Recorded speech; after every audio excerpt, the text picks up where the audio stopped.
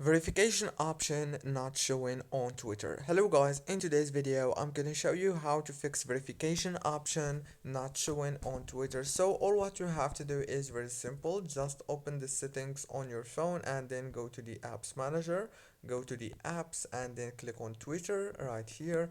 Now on this page all what you have to do is click here on this force stop and then go here to the storage. After you click on storage, click here on clear data and clear cache, and that's the first way. The second way is you have to open the Play Store or the App Store if you have uh, iPhone, and then search for Twitter right here. Now here on this green option you will find update if you don't have the latest version, and you should click on the update to update your Twitter, because sometimes the problem why you can't find the verification is just because you don't have the latest version of Twitter. Don't forget to like and subscribe. Thank you for watching.